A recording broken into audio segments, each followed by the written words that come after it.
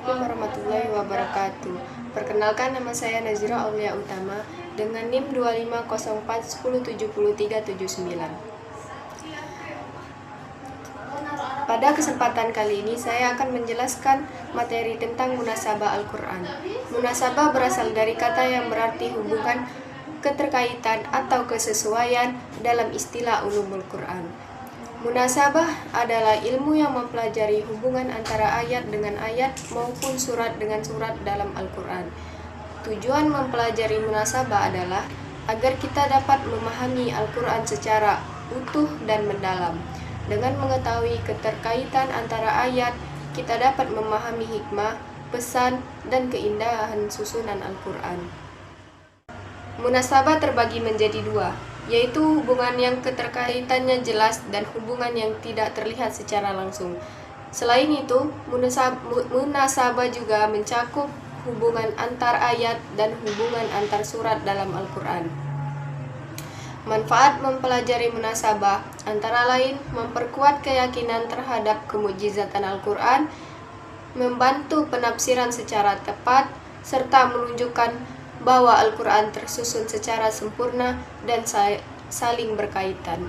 Demikian penjelasan tentang munasabah Al-Quran. Selanjutnya saya akan menjelaskan tentang sejarah turunnya Al-Quran.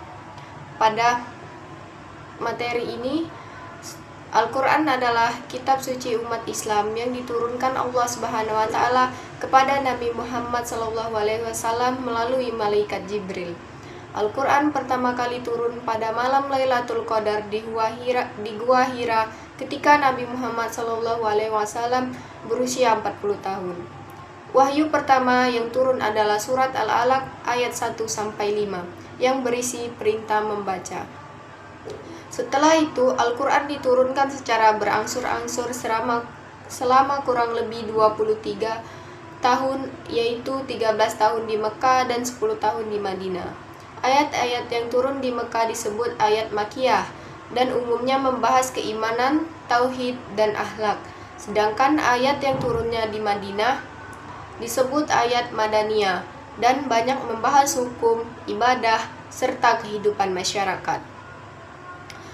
Turunnya Al-Quran secara bertahap bertujuan untuk memudahkan Nabi Muhammad SAW dan para sahabat dalam memahami, menghafal, serta mengamalkan isi Al-Quran. Sekian penjelasan tentang sejarah turunnya Al-Quran. Selanjutnya saya akan menjelaskan hukum-hukum tajwid yang terdapat di surat Al-Fil. Surah Al-Fil adalah surat yang ke-105 dalam Al-Quran. Terdiri dari 5 ayat dan termasuk surat Makkiyah. Surat ini menceritakan tentang pasukan gajah milik Abraha yang hendak menghancurkan Ka'bah, namun dihancurkan oleh Allah melalui burung ababil. Yuk kita belajar satu persatu hukum tajwid. Kita mulai dari ayat pertama. Bismillahirrahmanirrahim. Alam taro kaifa fa'ala rabbuka bi ashabil fil. Kata ayat yang pertama pada kata alam taro itu termasuk hukum bacaan izhar syafawi karena hukum nun mati bertemu dengan huruf ta. Cara membacanya jelas dan tidak mendengung. Kedua pada kata bi ashabi, hukum bacaannya mat tabi'i karena ada fathah diikuti oleh alif dan dibaca sepanjang 2 harokat.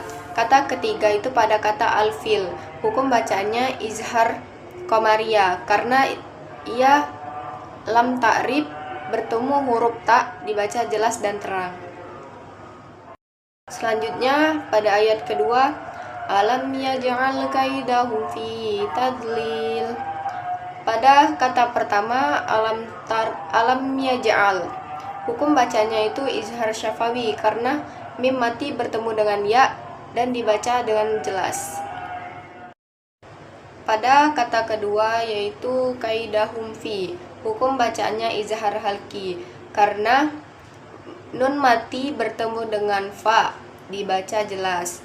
Terus kata ketiga itu fi itu mat tabi'i karena ya mati diikuti oleh kasroh. Ayat ketiga. Wa arsala 'alaihim thayran ababil. Nah, pada kata alaihim thayron itu hukum bacaannya izhar syafawi karena mim mati bertemu dengan ta dan dibaca secara jelas. Kata kedua itu thayron ababil, hukum bacaannya itu izhar halki karena tanwin bertemu dengan huruf alif, dibaca jelas dan tidak mendengung sama sekali. Pada kata yang ketiga itu kata ababil, itu juga termasuk mad tabi'i karena alif yang diikuti oleh fathah. Masuk pada ayat keempat. Tarmihim bihijaratim min sijil. Pada kata taro masuk pada ayat keempat. Tarmihim bihijaratim min sijil. Pada kata pertama, tarmihim bihijarah itu ada mad tabi'i karena kasroh diikuti ya sukun, dibaca sepanjang 2 harokat. Lalu ada juga ifa safawi, mim mati bertemu dengan ba, cara membacanya dibaca samar.